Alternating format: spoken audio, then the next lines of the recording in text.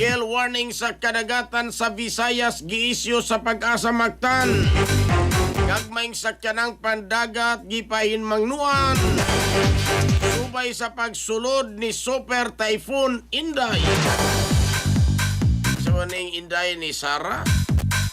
Inday Sara ni mga katrupa. Detalye sa report zero nato gini pinagi sa pagpamati ni katrupang Almi Mata. Live report. Sa gipay magnuan sa Philippine Atmospheric Geophysical at Astronomical Services Administration kon Pag-asa Mactan Station, ang mga operator sa gagmayng sakayan nga magamping ug maghimo gustong mga lakang nga sa kaluwasan na kon mogawa sa dagat samtang misulod sa Philippine Area of Responsibility kon PAR ang Super Typhoon Inday kansang international nga ngalan mao ang Bavia. Matud di Pag-asa weather specialist Jomer Eclarino, gipagawas sa ahensya ang gale warning alas sa sidlakang baybayon sa Visayas alas 5 sa hapon kagahapon tungod sa posibleng pagkusog sa hangin ug pabalud sa kadagatan. Ginasig ni Eclarino ang mga mananagat o gagmayng operator sa bangka nga sundo ng mga pahimangno sa Pag-asa o likan na paglayag kung dili luwas ang kahimtang sa dagat.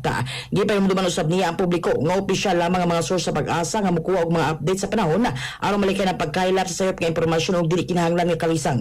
Bisan pa nga wala gilauman nga direktang maapektuhan sa bagyong Inday kadaghanan sa mga bahin sa Visayas. Mingon si Clarino nga dunay mga lugar nga mahimong makasinati og dili direktang epekto sama sa panagsang kusog nga pag-uwan og thunderstorms tungod sa epekto sa habagat o southwest monsoon. Padang gisubay sa Pag-asa ang sa Super Typhoon Inday ug nagawag sa mga residente ilabi na kato nagpuyo sa mga lugar nga peligro nga mababiling alerto ug mosunod sa opisyal nga mga pahimangno. Mga katropa, alang sa mapahimsog sa panlawas inumog sa Althona Plus Gold alang sa naghiusap Pilipino para sa Pilipinas. Kini yung katropa Almi Mata, XFM News. XFM report. Cellphone Plus Gold, mapalit sa mga butika sa inyong lugar.